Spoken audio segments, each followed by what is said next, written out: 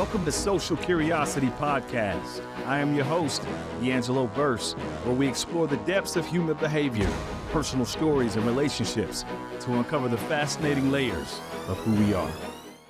I've had the pleasure over several years to get to know someone who has become a great friend to me. We have so many things in common, and we've just formed this brotherhood. I'm telling you, this is my dog. This is my boy. Right? Gabe Smith is the Chief Operating Officer and Head of Integration at Greenhouse Coaching, where he helps translate vision into reality for leaders and teams, drawing on his background as a graduate of United States Military Academy, West Point. How cool is that? He also draws from his experience as a former Army officer, nonprofit leader, former pastor, and startup executive. He brings a unique blend of discipline, story work, and systems thinking to his coaching practice. He specializes in helping people clarify their values, identity misalignment, and build habits that reflect their deepest beliefs. He's based right here in my home city, Charlotte, North Carolina. Gabe is known for pairing high operational rigor with high relational insight. He is as comfortable talking leadership process and metrics as he is exploring identity, narrative, and purpose. Gabe Smith, welcome to Social Curiosity Podcast, brother. Hey, thanks for having me, D'Angelo. Such a great introduction. Appreciate it. Great to be here. I appreciate your time, man. I know you're busy, and I'm just so happy that you granted me a fraction of your time today. Oh, anything for you, brother. Yeah, excited to be here. All right, Gabe. So I know quite a bit about your story. Don't know it all. Um, Interestingly, you made it in my book. I wrote about you in my book. I did. Right. That's right.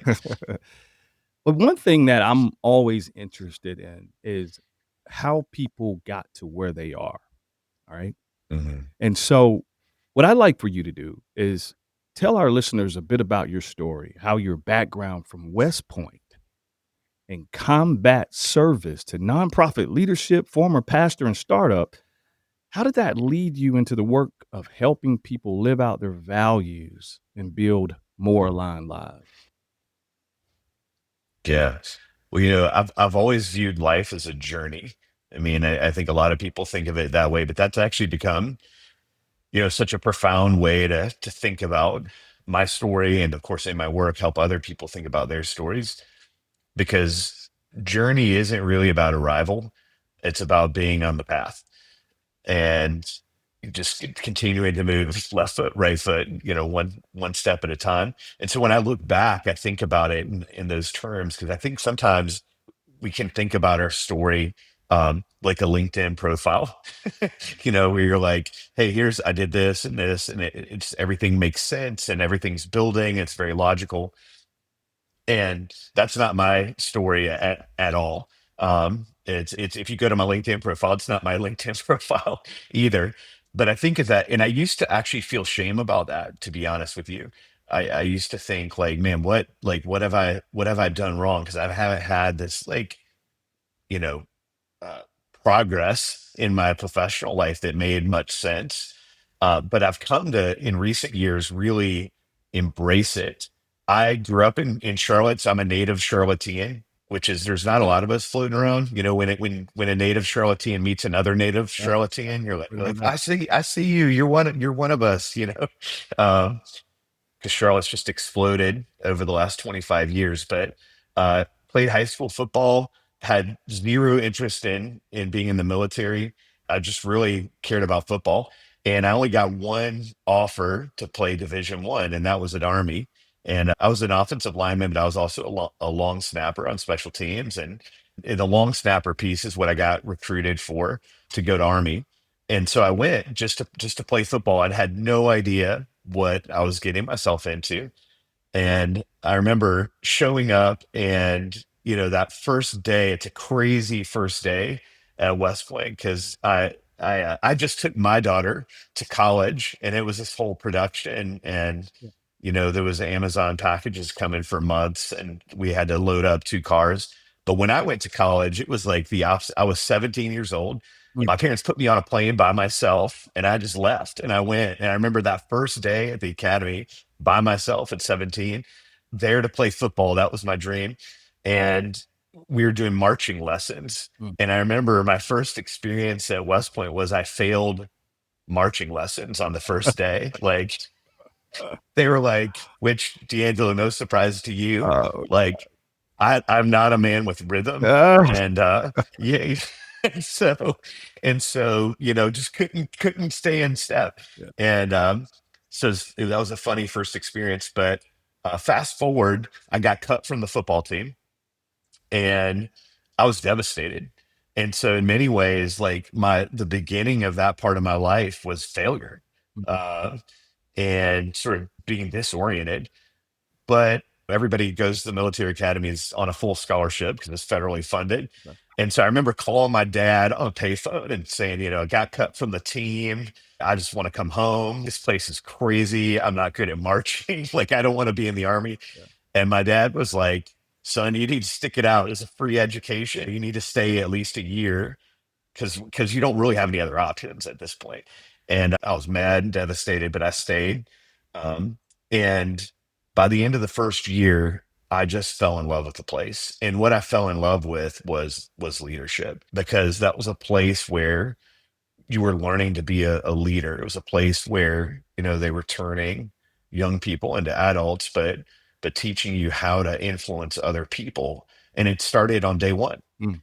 And I didn't know it then, but it started with that first lesson in failure. And so that just became a space for me that was so formative, and where I really saw a vision for myself that I had never seen before. And I think this is true for most people. Like, we need to be introduced to bigger worlds. Yeah. Um, because I came from a small world, grew up in Charlotte, North Carolina, third generation here, not super well traveled or anything like that. And so introduced to this big world at the academy, and saw, man, I think I could be a good leader. And I love this stuff.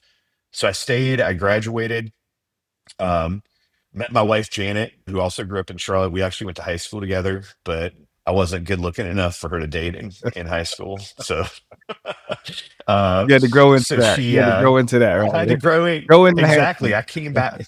Well, I came back from, I was alignment, so I was pretty tubby Mm. in high school. And I don't have hair now, and there's a reason for that. Because, like, I've never been disappointed about being bald, because I never had good hair. I was in high school, people would be like, dude, why don't you just comb your hair? Yeah. What's wrong with you? And I'm like, I did comb my hair, but Right. it just wouldn't. And so, anyway, we met. She started going to the same church, and she stayed in Charlotte. She was a police dispatcher, with the police department. And so we started dating, and then got married 2 weeks after graduation. So 1999, that was a big pivotal year. Graduated from the academy, uh, was commissioned as a second lieutenant in the infantry on active duty in the Army. Married Janet 2 weeks later. And so we just set out on our journey together.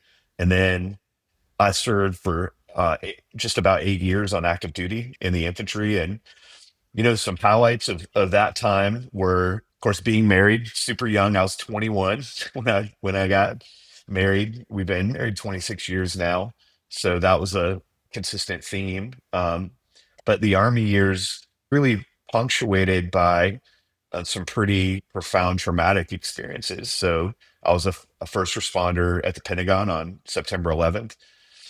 And that's a moment where it was a growing up moment. I call it moments of reckoning, Hold on, Gabe. moments of I reckoning. don't wanna Yeah. gloss over this because I know the story. Yeah. You Yeah. recovered Yeah. bodies. Yeah. Okay. That's right. Yeah. Yeah. It was a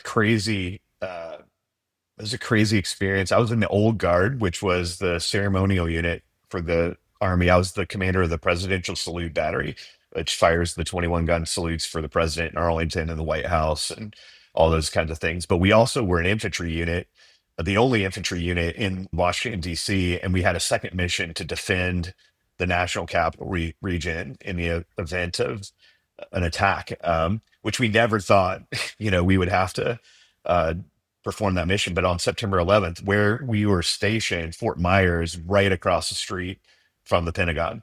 Um, and so I took my 46 guys over there, and we were there. We watched it burn, and then we went in. And the next 3 weeks, we didn't go home. We camped out on tents on the lawn of the Pentagon for 3 weeks, and we were in 12-hour shifts, and yeah, recovered bodies and all the classified information that was kind of blown apart everywhere, and the evidence too. My platoon actually found one of the IDs of one of the hijackers. I remember that. It's like, whoa, how did this survive Yeah. this fire? But there it was. But yeah, that changed me, man. Like that was Janet says that's the day that I lost my innocence. That's the way she would say it. Janet, your wife. Is yeah, my wife Janet. And it just really shaped me. That's when I learned that I had a skill set that was Wait, wait, really wait, wait, good wait, in the wait. 1 second. moment. 1 second. Janet said that was the Yeah, day you lost what? my innocence. Mm. Um, because I saw the world for what it was. I saw death. I saw bodies. I saw violence and evil, honestly. Um, and when you see things like that at any age, I think, I was 24 years old. Um, you don't really know what to do with it. You don't know where to put it. It doesn't make sense. Like it doesn't fit into the story that you've told yourself. And all of a sudden the evil of the world isn't something out there. It's something like right here, Yeah. you know?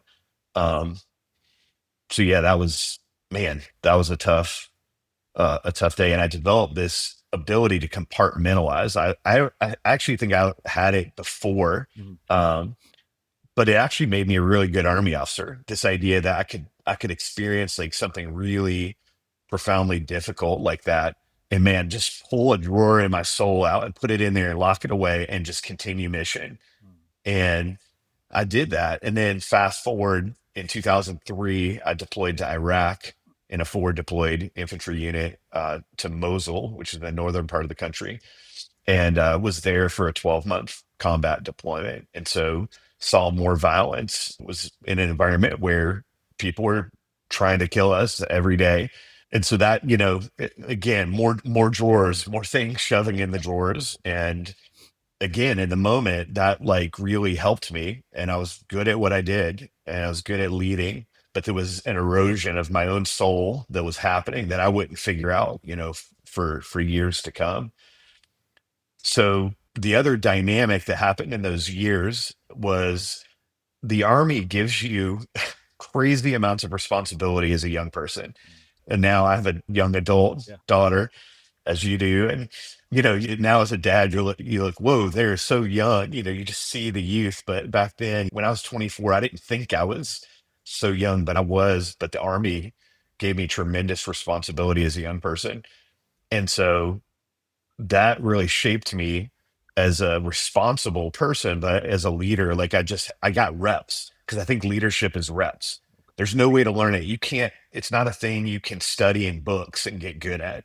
You just have to get in there That's good. and start leading people. And so I got tons of reps before I was 30 years old. I'd had years of leading, over 10 years of leading before I was 30. And so that definitely shaped a huge part of my journey. Helping people live out their values and build more aligned lives, coming from this background of tragedy and triumph and building reps of leadership, right? And so you're working Mhm. on a book around the topic of congruent leadership, right? What does that Yeah. mean? What does that mean, Gabe? So if someone's listening and they're just hearing this term for the Yeah. first time, what is congruent leadership and why is it such a crucial idea for leaders today? Mhm. Yeah. So congruence is a word that, when I started kind of coming up with this idea for this book, I was fascinated with the word, but as I talked to people about it, I realized like this is not a familiar word, you know. Yeah. Um, but what congruence really means, a more kind of common word, is alignment. And so congruence is really meaning alignment. And so the idea is we're made to be integrated beings. And what I mean by that is that what we believe and what we treasure, which is what we treasure is our values and what we believe about ourselves, about other people, about the world, those sorts of things are meant to be in alignment with the ways that we show up in the world, the ways we behave, Yeah. the ways that we interact, the way we treat people, the way we have conversations. And so that's the idea of congruence, is this alignment between values and beliefs and behavior, Okay. ultimately. That's just become a very important concept for me that I do think emerged from my own story in many ways. Okay. So, in from your work with leaders, right? Like, what are the early signs that someone's actions and values may be drifting out of sync? Um, that Yeah. they are not in alignment, and also unpack Mhm. through this idea that just because you have a belief, right, and doesn't necessarily mean it's good. So there's something here Right. that's about virtue and the good, right? So I know I asked you a Mhm. couple questions in one, but yeah, walk us through that a little bit. Yeah. So the first part, how do you know that you're like not living in congruence? And I'll kind of reference my own story in this. I mentioned this idea of like I put like my negative experiences in drawers in my soul, Yeah. you know, and that wasn't sustainable. And then that blew up eventually. And I think that happens for most people, because what happens is you develop ideas and beliefs about yourself. And for me, that was actually didn't feel worthy. Mm. That was that trauma, that shame that built up. But on the external, I was, because after the army, I started a nonprofit in South Africa. I was a pastor, I've Yep. been a business owner, all these different things. And the way I would show up in the world, right, it was with a mask. My mask was, I was still Captain Gabe. That was my last rank in the army. Mm. So yeah, I was Captain Gabe, who has it all together, who's got it all figured out. Yeah, if you got a problem, I'll solve it.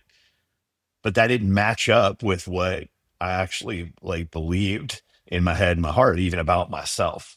And what happens is people see through that eventually, because there's an inauthenticity that happens. And so, how do you know you're out of alignment? I think you begin to recognize that you feel shame and fear, insignificance. I hear a lot of leaders talk about the idea of being an imposter, Mm. like an imposter syndrome. I think those are indications that something is out of alignment. So I think what I hear you saying, Gabe, then is that there are some things that internally, right, doesn't necessarily match what you're showing or presenting to the world, right?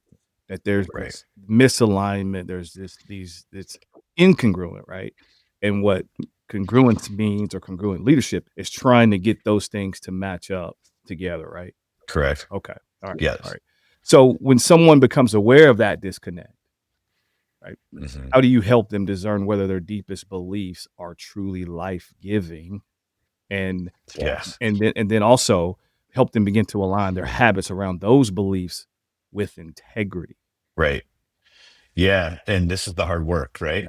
And yeah, there's not I wish I could tell you like, oh yeah, here's my patented three-step process, D'Angelo, and you can go to my website and, and get it, yeah, right? yeah, Because I think that'd be selling snake oil, right, because it just doesn't, we both know it's way more complex, yeah. And you than talked about that. reps, right? You Um, talked about leadership, leading it's with reps. reps. Yeah, yeah, Yeah. Yeah, so I think it begins with self-awareness. Like self-awareness is because if I'm not actually aware of my own feelings, which I meet especially so many men, and most of my clients are C-suite business leaders leading big things, and something I frequently do with them, and sometimes I'll even send them this in the mail, is I have a feelings wheel, but I have a feelings wheel pillow. Ah, With some of my clients, I'm like, I need to send you this pillow okay. because like you need it with you. But the feelings wheel, if people aren't familiar with that, it's a way of showing how your core emotions, and then how those flesh themselves out into deeper kind of emotion or more descriptive emotions. And so many men, and certainly I would have put myself in this category even 10 years ago, is we just lack self awareness to even be able to name what we're actually experiencing. Mm, Because remember, I said, like, to know that you're incongruent really begins with feelings. It's not a head exercise. mm, But if we can't if we're not aware of what we're feeling, that's the first step, Yeah. is to begin to unlock. You need language to be able to describe, hey, actually, I'm afraid, Okay. you know. Actually, I feel totally insignificant. Mm. I don't think I've got what it takes, those sorts of things. So it's that's the first part of it. And then the second part is what you're talking about. It's like, how do you evaluate beliefs? Because we get into like values and beliefs. Like, what do you think is important Mhm. in life? Um, and like, what do you believe to be true about the world, about yourself, and those things? And you're right, like not all values and beliefs are helpful or good. And so like, what is the rubric Yeah. to decide? And then we can go way back into Plato, we can go into virtues, we can go into, but I'll tell you something that's really captured my heart and attention. And of course, there's nothing new under the sun.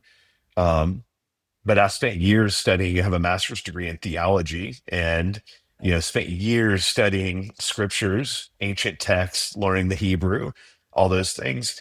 And a big framework, in the Judeo-Christian tradition, is this idea that the Apostle Paul talks about: faith, hope, and love, but the greatest of these is love. Yeah.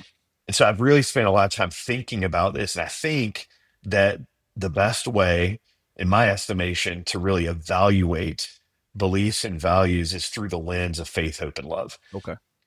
And here's what I mean by that. Faith, if we define faith by two things, faith is really the question: who do I trust? Mm.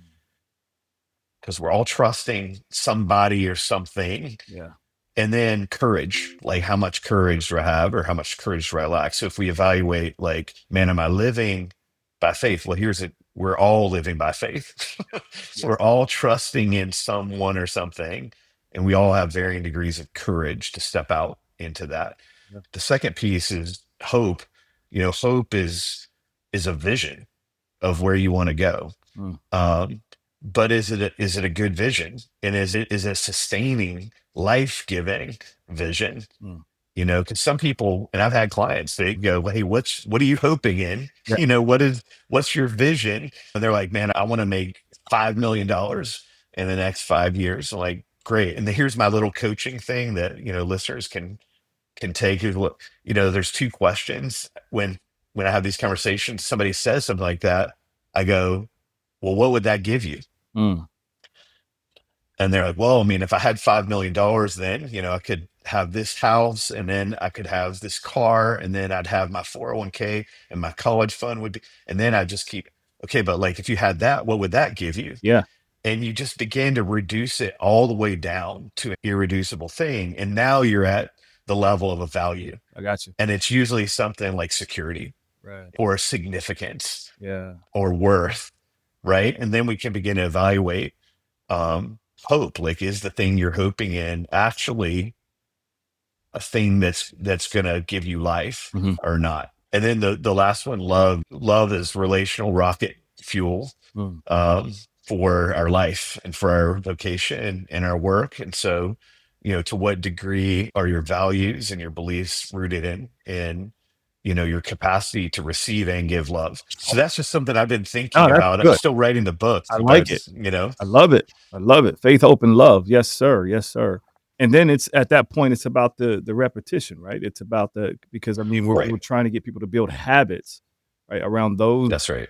intrinsically good beliefs and live them Yes. out with integrity. And then if you can do that, there's a measure of congruence that happens, right? That's right. Yeah. Yeah. Exactly. Okay. And you have to keep practicing congruence. So congruence isn't something, it's a circle, not a line. Yeah. So it's not something you get once and like, oh, Yeah. now I'm congruent. Congratulations. Yeah. It's congruence is a daily exercise. Mm. I'll give you an example. Okay. Um, is my wife and I both work at home, and so we're together in between calls and things like that. And I might come off a really bad call, like just a coaching call that doesn't go my way. And man, what am I feeling?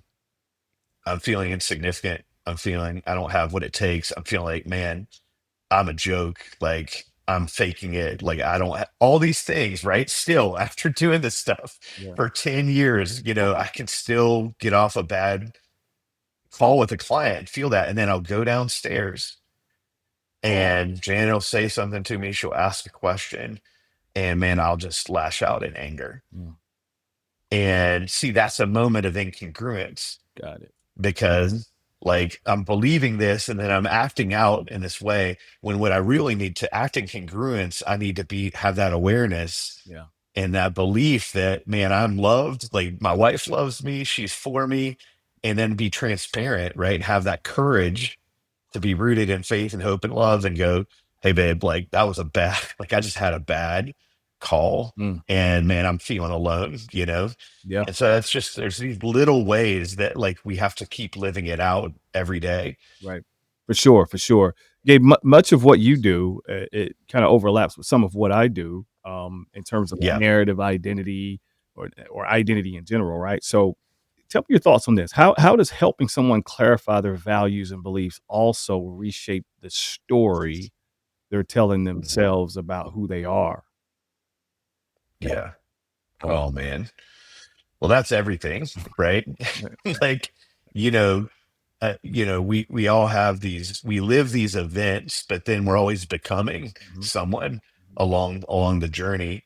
And as we're becoming, we're believing, and we get these beliefs about who we are, about what's significant um, in the world. And some of those beliefs are good and rooted, and but a lot of them are not. Yeah. And so and I find this to be interesting that I think you can get congruent, of course, at any age, but I do think there's these pivotal moments. I don't know if you've experienced this in with clients, but it seems like there's these gateways of becoming Mm. that tend to happen. Like not all seasons of life are equal, Yeah. you know. Agree. Yeah. And is that your Oh, experience as well? it really is. I mean, because, we are also shaped by our environment and experiences, and if that's the case, then, those things can be in flux, you know? And That's right. so, yeah, I agree. Yeah, for sure. Yeah. Yeah. So I one that's really interesting to me, just because I have a lot of clients in this aged, it's like age 35 to about 45, 50, something in there, you know.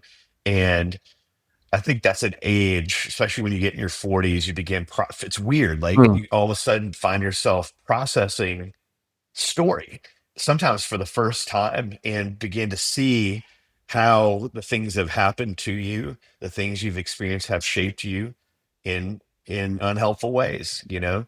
And so the process of getting congruent, of becoming aware of like, well, what has my story taught me is probably about myself, you know? yeah. And to what degree is that good, to go back to your question, and really critically evaluating that, and but then saying, but like what do I really want Mhm. that's different, you know, and like begin a work internally to get to a different place. Yeah, yeah.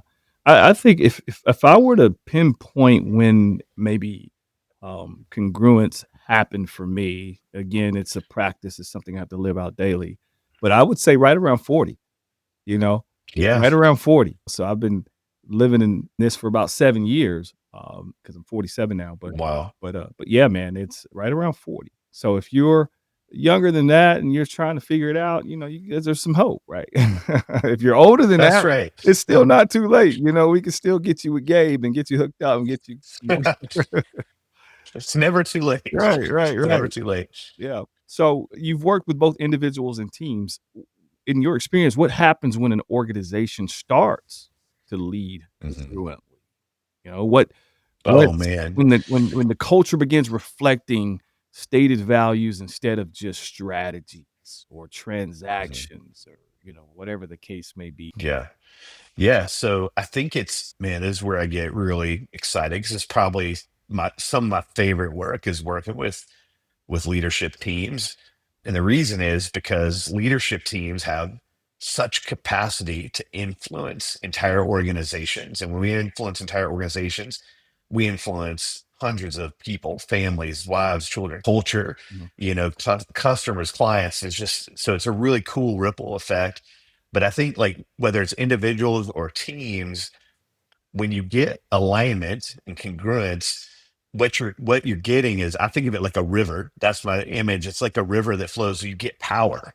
you Okay. know. And what happens is when we have when our beliefs and values aren't in alignment with way we're behaving, what happens is our power is dammed up, you Mm, know. But when we get alignment, if you just imagine, man, that river is flowing, gotcha. and it's flowing, and it's natural, right? I don't have to like work for it. I'm just being. And because I think that's, I deeply believe we're made to be, you know, and that our doing is meant to flow out of our being, Ooh, not the other way around. that's good. And so that's what happens with individuals when they get alignment.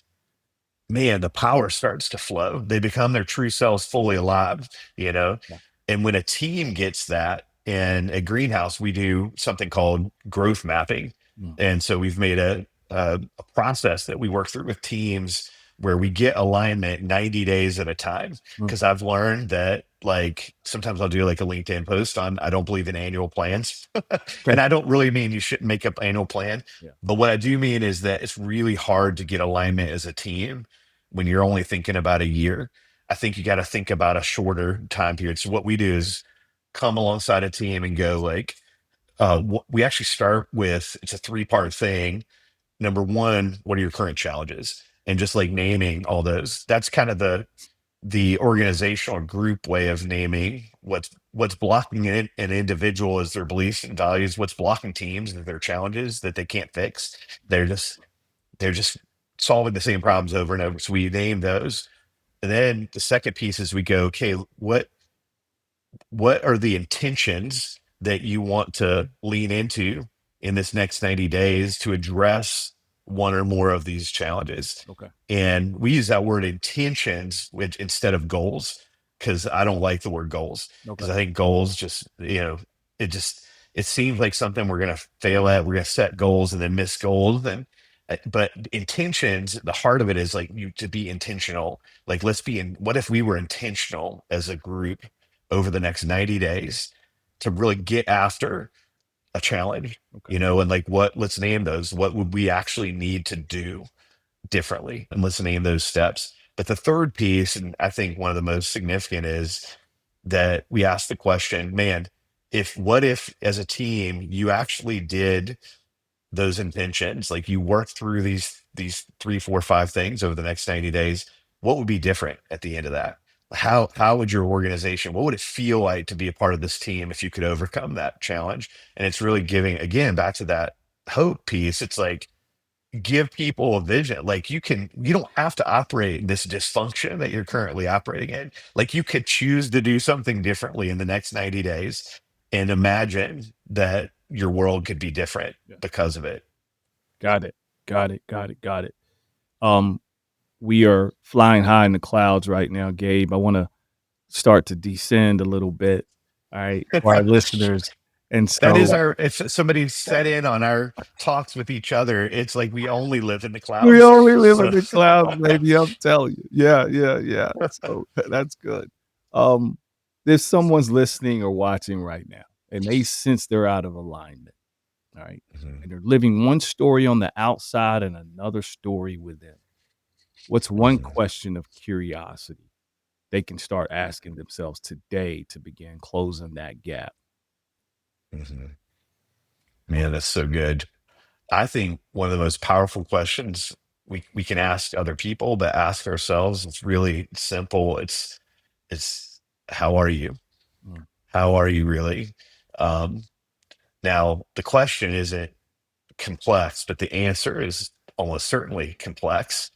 And I would encourage people to really sit with the feelings first, because that's the hard thing to name. You can go and Google, you know, the feelings wheel yeah. and get you a feelings wheel. We have one on the Um, fridge here. there you Yep, go. yep, Yeah, yep. I got the pillow on the porch. But I think asking yourself, how am I really doing? And have a moment of lucidity and honesty with yourself, and to go like, this is where I am. And because that self-awareness is, that's the first starting point to this journey Mm, of congruence. gotcha. Gabe, if people want to connect with you, learn more about your work, or just have more questions, how can they reach you, man? Yeah, so you can find me on LinkedIn. That's the only social media I'm on, because that's part of my congruent story is I need Yeah. Yeah. less of those sorts of worlds. But I'm on LinkedIn, so you can DM me, follow me there, DM me there. Love to start a conversation. And you can go to the Greenhouse Coaching website as well and learn more about our work and get in touch. Gabe Smith, the myth, the man, the legend. Thank you so much, man, for joining me on Social Curiosity Podcast. And until next time, I want all of my listeners to stay socially curious. We are out. Peace.